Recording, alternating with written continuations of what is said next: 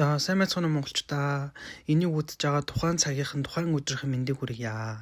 За өчигдөр Солонгосын хэвлэл мэдээллийг бас тонцоглосон нэлээд шуугантай мэдээлэл цацагдлаа. Солонгосын ард иргэд 2 хуваагдсан нэлээд л юм болж байгаа шүү байна. За ингээд шууд сэдвтэ оръё. Өнгөрсөн 2 сарын 16-ны өдөр жүжигчин Кимсэрүүн гэртээ амьсгал хураасан байдалтай олцоо харамсалтай хэрэг гарсан шүү дээ. Тухайн өдөр найз нь түүнтэй уулзах ёстой байсан боловч одоо уулзалтандаа ирэхгүй байна. Уцаа авахгүй байна гэсэн шалтгаанаар цагдаа нарт мэдүүлэг өгснөөр цагдаа нар түүний сөүлдөх гэртэн нэвшлэг хийхэд тэрээр амьсгал хураасан байдалтай олдсон байдаг. Жүжигчний намтраас товчхон дурдах юм бол тэрээр 2000 оны 7 сарын 31-нд Сөүл хотод төрж өссөн бөгөөд хамгийн анх 2009 онд хүүхдийн жүжигчнэр карьераа эхлүүлж байжээ. Тэрээр карьераа эхлүүлснээсээ хойш тасралтгүй ажилласан байдаг. Одоо түүнийг хамгийн анх олон нийтэд танил болгосон дүр нь хэм бол 10 наснда тоглосон Ажуши гэдэг киноны жоох охины дүр байсан. Одоо тухайн дүрээрээ Солонгосын ард түмний хайрыг нэлээд өөрчсөн байдаг.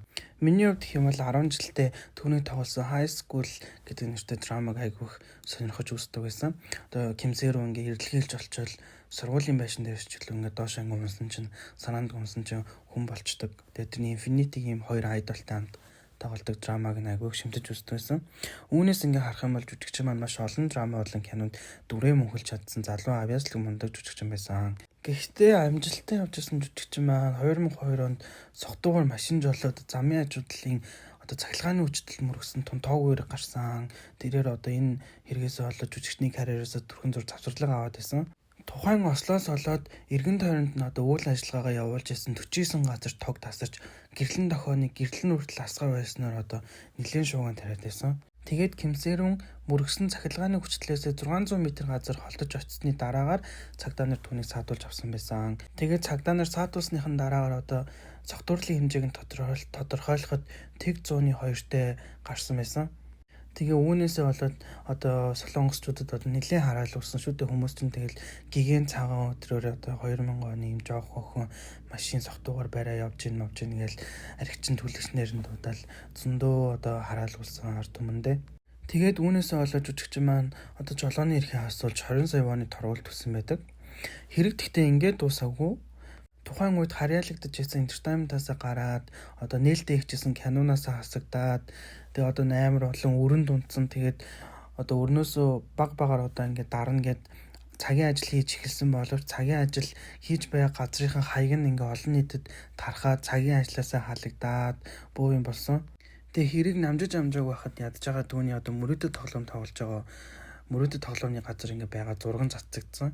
Тэгээд одоо тухайн зургийг цацсан хүн нэлээдээ 3 цагийн турш одоо тэнд тоглож байхдаа арх захиалжуулсан гэх мэтээр одоо ингэж ярьснаар хүмүүс дахиад л одоо хараад эхэлсэн. Тэгэл архичин байна, архины имлэгтэй юм аа гэх зэрэгээр маш олноор ингээ хараад исэн. Тэрээр осол болсноос хойш цагийн ажил хийж сайн дурын үйл аянд оролцож жүжигчний мэргэжилтэд ингээ багаар ирэхээр бэлдэж байсан боловч ингээ харамсалтайгаар борхоны оронд очсон байгаа. Гэтэл одоо өчигдөр 3 сарын 10-ны өдөр талигаачийн сачуун нэмүү буюу одоо нагац зэгч нь хэвлэл мэдээлэлд ярьцлага өгснөөр бүүн шууган дэгдэд байна. Ямар ярьцлага өгсөн бэ гэх юм бол бидний сайн мэдих одоо олон киногаар нь бид нар сайн мэдих жүжигчин Ким Сухёнтэй талигаач маань үерхэж байсан гэх мэдээллийг өглөө. Та нар санаж байгаа бол талигаач маань жүжигчин Ким Сухёнтэй ингээ хацраа наахад ахуулсан зураг Instagram-ныхаа сторинд хальт хийгээд ингээ устгаж ирсэн шүү дээ. Тухайн үед хэд одоо жүжигчин Ким Сухёны Нүмерэ Яван гэдэг драма, Queen of Tears гэдэг драма нь одоо гараад нэлээд амжилттай явж исэн. Тэгээд тухайн үед тэр зургийг нийтлэлсэний дараа хүмүүс одоо амжилттай явж хахад нь ингээд замд нь саад боллоо. Энэ хоёр үерхт юм уу гэх зэрэгээр үерхдэг байсан уу гэх зэрэгээр нэлээд бас шууган дэгдэж асуудлыг тарьсан байгаа. Гэтэл эрэгтэйгийнхэн талаас нь үүсгээд талигаачийг төсөөллийн үерхэл хийгээд байна гэх нь холгүй одоо мэдээллүүд араас гарч исэн. Гэхдээ одоо ингээд өчигдөр Кимсэрүүний нагац зэгчийн өгсөн мэдээллийг ингээ харах юм бол тухайн зураг үнэн ч яж магадгүй болоод байна. Одоо тэгээ бүгдээрээ товчхон одоо талигаачийн нагац зэгчийн өгсөн ярьцлагынхын гол гэсэн юмнуудыг нь ухаж үзье. Одоо анх талигаач маань 2015 оны 11 сард 15 наснда Ким Сухёнтэй үерхэж байсан гинэ. Тэгээд одоо үерхэхдээ Ким Сухён нь 27 настай, талигаач маань 15 настай байжээ. Тэгээд одоо бидний мэдих тэр Instagram-ны сторидо хийгээд устгасан хацраа нагаад ахуулсан байсан зураг нь болохоор үерхэд жил гарангийн дараа ахуулсан зураг байжээ. За ингээ 2015 оноос эхлээд үерхэд явж байгаад 2019 онд одоо Ким Сухён найзтайгаа нийлээд entertainment байгуулсан. Entertainment-ийн нэр нь болохоор Golden Medalist гэдэг нэртэй entertainment байна. Тухайн үед Ким Сэрүүн Ким Сухёнтой үргэлжлэсэн болохоор тухайн entertainment-ийн доор шууд ямарч сонгон шалгаруулалт гэхгүйгээр артист болоод орсон гэсэн. Тэгээд өчигдөр нагад зэгчийн ярьцлагандаа дурдсанаар болохоор Ким Сэрүүн тухайн entertainment-д орсныхан дараа хөл дээрээ босон босдол нэр нь хамаг ажлыг нь сэтгэлээсээ үнэн хөлс авахгүйгээр хийж өгч тусалж исэн гэсэн.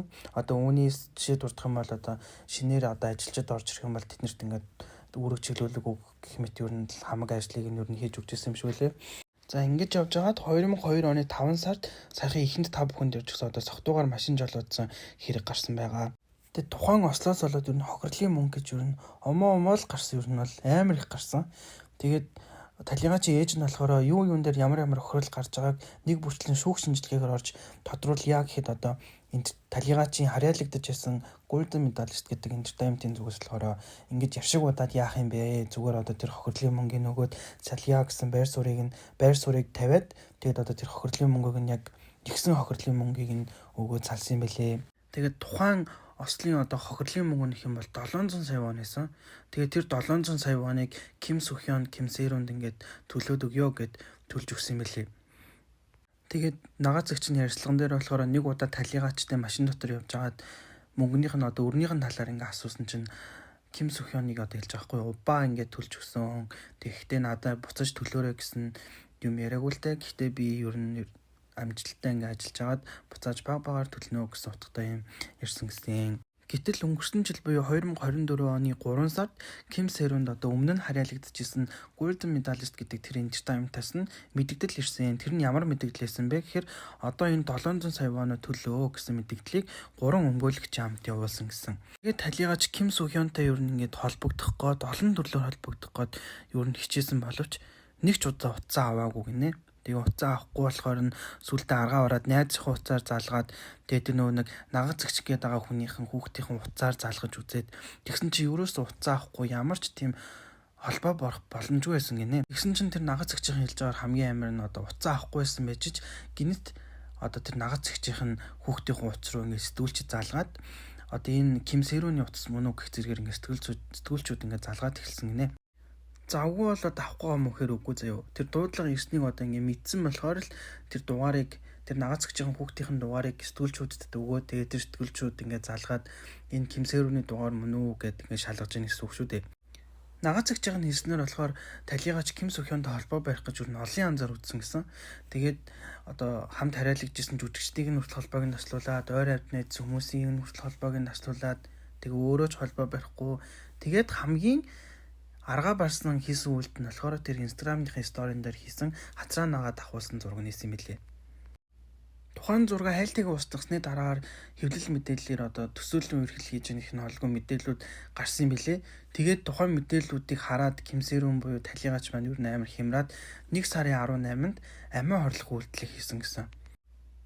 Тэгээд тэр амиа хорлохын газар дээр нь таслан зогцоогоод ер нь гэрийнх нь ингээд нэг нэгээрээ хараа салахгүй нэг нэгээрээ ингээд ээлжлээд хажууд нь байжсэн гэсэн. Тэгээ ээж нь хүртэл ингээд гэрх үүдэнд нь машин дотор ингээд хүлээгээд байждаг тийм байдалтай байсан гэсэн. За ингээд талигаач маань холбоо барьж чадахгүй болохоор 2024 оны 3 сарын 24-нд үннийг илчлэхээр Instagram дээр пост хийхээр шийдсэн. Даан ч энийг хийж чадаагүй хийгээгүй юм бэлээ. Гэхдээ гэрийнх нь хадгалаад авчихсан байсан. Тэгээд тэр хийгчсэн постн дээр болохоор одоо тэр хамт авахулсан зураг нь 2016 оны зураг. Үерхэл нь болохоор 2015 онд эхлээд 2021 оны 7 сарын 7-ны өдөр хүртэл үргэлжилсэн гэдэг талаараа бичсэн байсан. Тэгээд тухайн үед Ким Сэрүүн 16 настай байсан.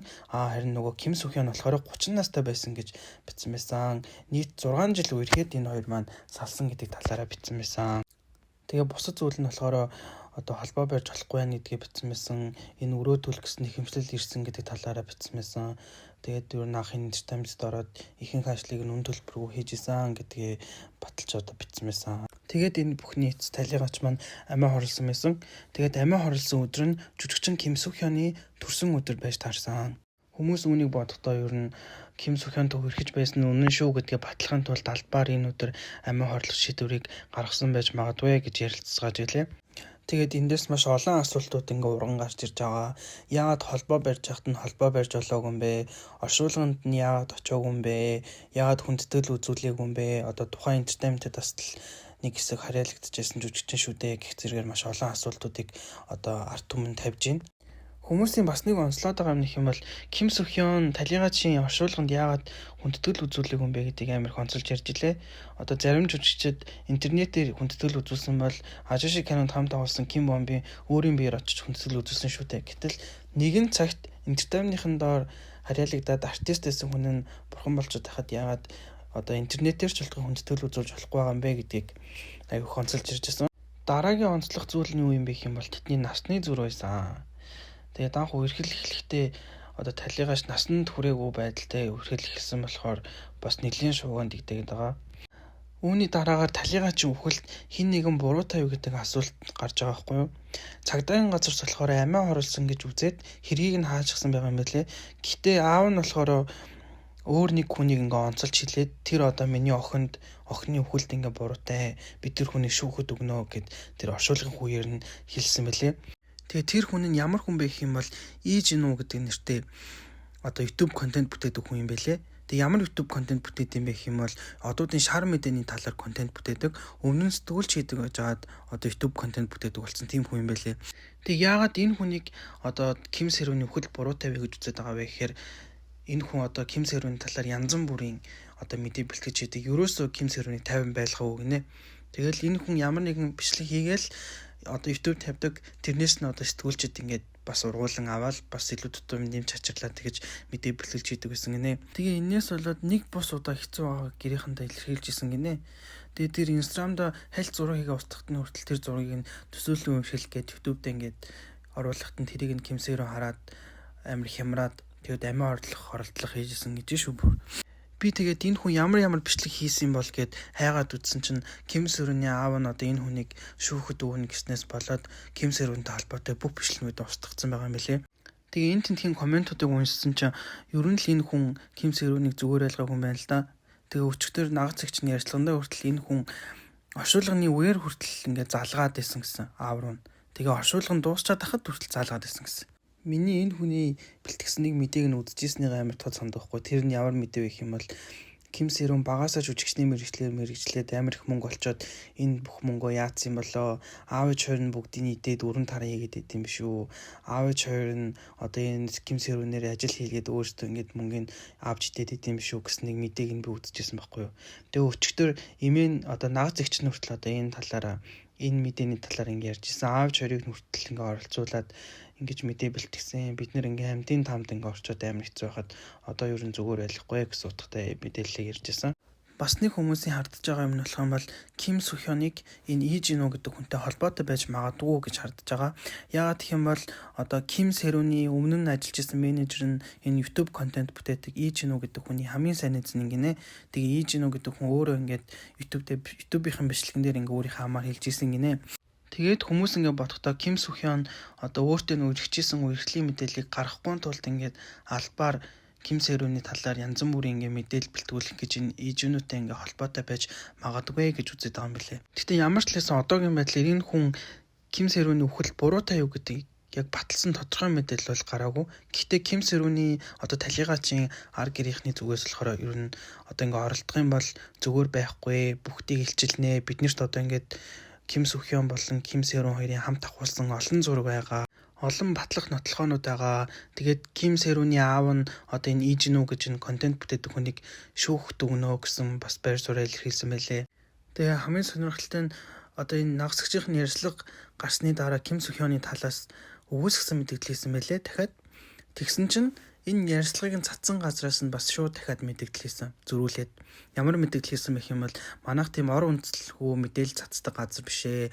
Одоо талигачийн гэр бүлийнхэн талаас нь баримт нотлохоо бүгдийг цуглуулж авсан. Чаддсан бол одоо гэр бүлийнхнийг шүүхэд өгөөрэй гэсэн утгатай тийм мэдээлэл хийсэн мэлээ. За тэгээ нэг иймэрхүү юм болсон байна. Одоо тэгээ та нар юу гэж бодож байна? Ямар ч тааш надад бол хоёулаа амар харамсалтай санагдаж байна. Одоо өнгөрдөг талигач маань хүртэл юу айгу амжилттай мундаж жүжигчин байсан шүү дээ. Тэгээ Ким Сохёныг гэх юм бол бид ийм хаяас ахуулаад өнөөдөр хүртэл дэмжиж үзэж ирсэн.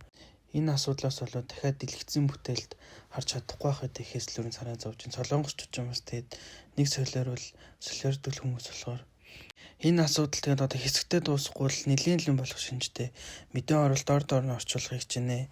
Би сайжирнаа. Намайг дэмжиж лайк, subscribe хийгээрэй. Bye bye.